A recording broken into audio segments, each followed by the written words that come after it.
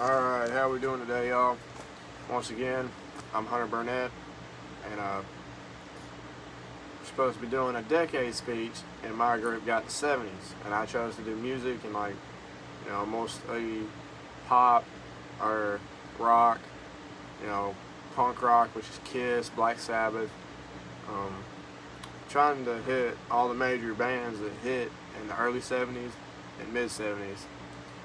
So, without further ado, let's begin. So, in that process, most of the 70s were most big hits. A lot of people came out. A lot of people came out across Britain in the Britain invasion, music-wise.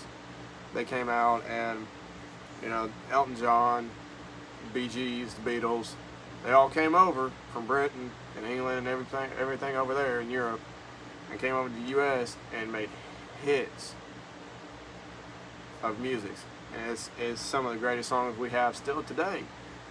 We still have, thanks to Freddie Mercury and Queen, we have "We Are the Champions," which is one of the most known songs, I believe. And this whole, no matter if you're old, young, everybody knows the song because it's in so many movies, music videos, soundtracks. I mean, it could be playing in a football game, and anybody from a young kid knows it to an old 95-year-old man or woman. Everybody knows the song. And then, you have between Elton John in the mid-70s and like 71, 70, in between 73 and 74, selling out Dodger Stadium, and it's jam-packed. And he exploded on the scene after that, along with other people that also exploded on the scene. I mean, you have people that were, like I said, in the British invasion. You have Led Zeppelin, Black Sabbath, Elton John, the Bee Gees, the Beatles. They came in 1971. Many songs there in like the 70s and everything. They closed down festivals and concerts and everything because of riots, drugs. Also, they closed them down with just outbreaks of people just destroying stuff. They did this in order to stop it from coming, but what it really did is it just ignited everybody to like it even more. And what it did is it skyrocketed everything in the 70s to what we know today. Reggae was coming up in the U.S. You have Bob Marley, I believe, it hit more in the 80s.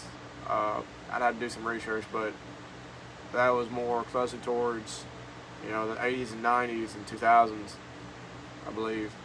But in 1972, you have David Bowie and Ziggy Stardust from over in the British, world that rose to fame.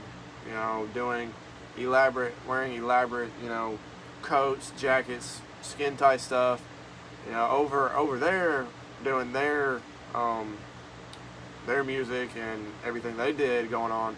They wore some elaborate, clothes, shoes. David Bowie is known with red hair and a yellow lightning bolt in his head, shaved in the side, and he always wore skin tight stuff no matter what. A lot of people were back in the 70s and 80s were somewhat bisexual in their songs, whether it be what they did out of songs or what they said in songs or what with other people. Probably one of the greatest movies that displays the 70s and the uprise of Freddie Mercury and how Queen came together is the movie Queen, and is portrayed spot on to me by whoever made it. And they still had the same guitar player that helped make Queen in it, and it's one of the greatest movies you'll ever see. Even though it is little gay scenes here and there, but everybody, it's just what it is. It's still a great movie. All you gotta do is just flip forward. That's it. But it's still a really great movie, and it helps depict, his life and how he transcended into, 70s rock or 70s like classic rock, depending on how you want to put it, or pop. But I classify it as rock. Aerosmith, Led Zeppelin, Leonard Skinner, Black Sabbath, Kiss. To me, it's all classic rock and roll. And Queen being up there too with the top bands, along with Def Leppard and stuff like that. Def Leppard, Black Sabbath, Metallica, and Kiss were more of the punk rock, more of the goth, all black, eyeliner, heavy metal. A lot of people still know songs today, and of course we all know who Gene Simmons is with Kiss, dude with the longest tongue I've ever seen, and tall, wearing them old sky-high boots.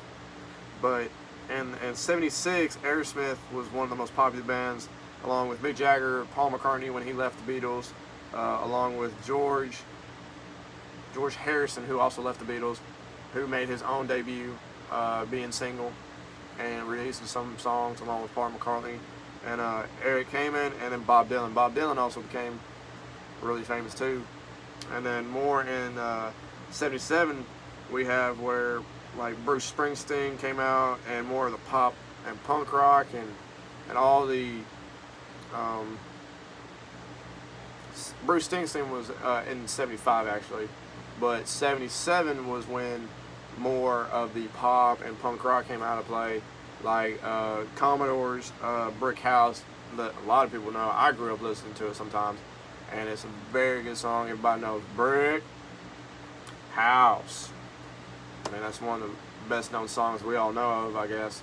But more in the closer towards the 80s, everybody knows what happens.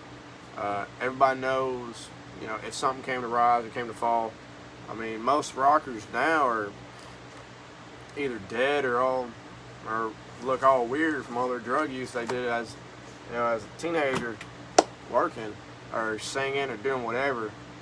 But the '70s was a very influential time, especially in music. It was one of the times that skyrocketed what we have now as music and helped project what rock and roll and pop and funk and jazz and reggae is today.